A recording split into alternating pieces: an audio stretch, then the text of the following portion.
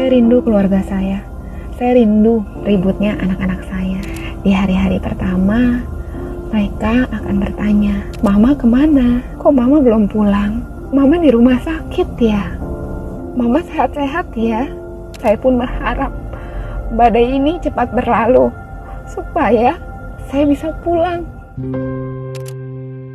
Pandemi COVID-19 berdampak besar pada seluruh lapisan masyarakat di Indonesia, baik dari sisi kesehatan, sosial, dan ekonomi.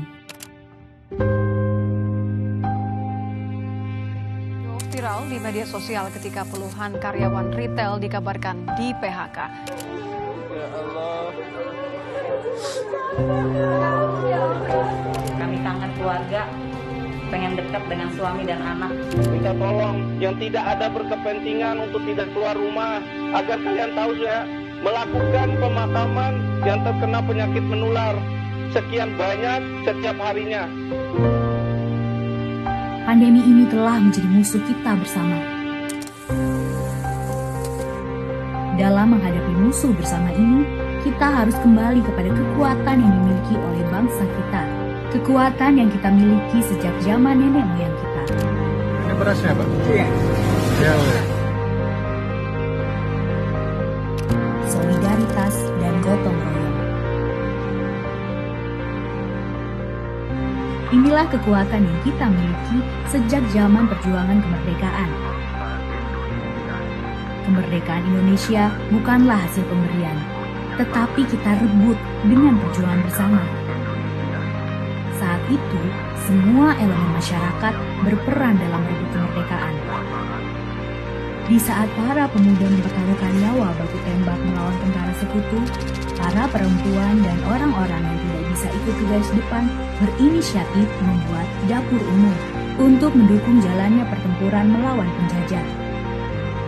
Mereka mengambil peran sebagai tulang punggung logistik pada masa itu. Semangat solidaritas dan gotong royong itu juga kita lakukan di tengah pandemi COVID-19. Selagi terus melakukan pembatasan sosial, cuci tangan dengan sabun, dan mengenakan masker mengikuti standar WHO, kita juga menerapkan pendekatan kekeluargaan, solidaritas, dan gotong royong dengan cara menolong orang-orang di sekitar tanpa membeda-bedakan.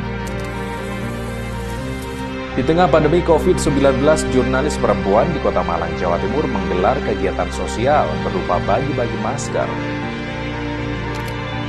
Saat ini, para tenaga medis dan BNPB berada di garis depan dalam menghadapi penanggulangan pandemi. Masyarakat berada tepat di belakang mereka memberi dukungan penuh dengan berbagai cara.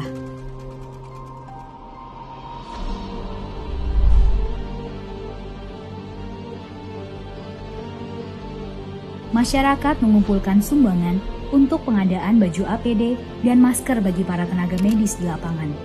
Kemudian untuk aksi pencegahan, masyarakat muncul dengan inovasi-inovasi kerakyatan. Seperti membangun kotak desinfektan mandiri atau membuat masker mandiri. Dalam membantu sesama, muncul inisiatif dari masyarakat untuk memberikan makanan kepada pemulung, tukang parkir, pedagang asongan, pengendara ojek, dan warga-warga lain yang terkena dampak ekonomi.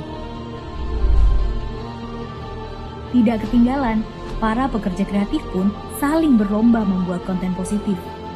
Pembuatan dan penyebaran konten-konten positif berperan penting agar kita tidak dikelilingi oleh pesan-pesan negatif yang membuat stres.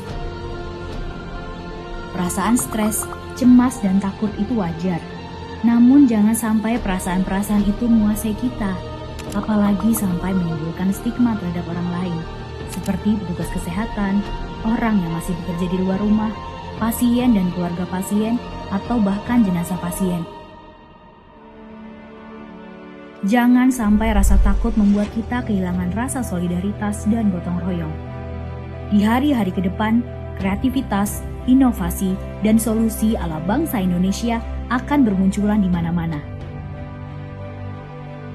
Sementara rakyat mempererat solidaritas dan gotong royong, pemerintah menjalankan perannya sebagai pelaksana tugas-tugas besar. Penyediaan rumah sakit skala sangat besar yang secara khusus menangani pasien COVID-19.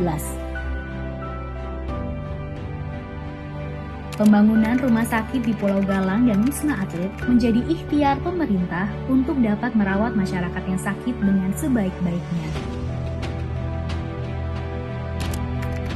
Pelaksanaan rapid test dan menaikkan jumlah laboratorium untuk tes PCR.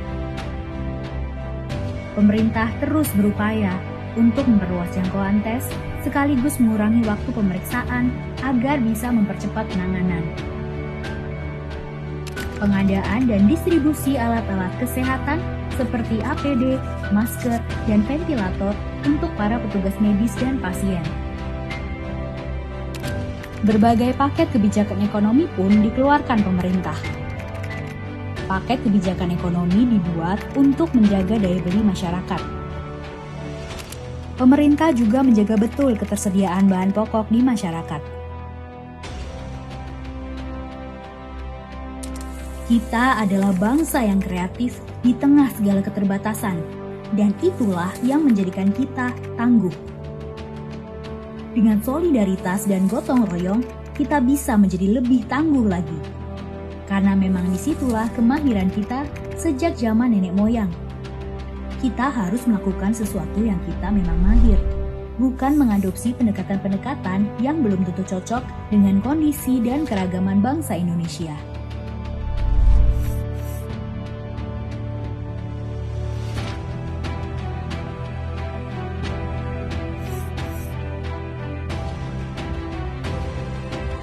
Bangsa Indonesia akan melewati pandemi ini dan menjadi bangsa yang tangguh, bangsa pejuang yang memiliki banyak inisiatif dan kreativitas sehingga mampu melewati segala tantangan.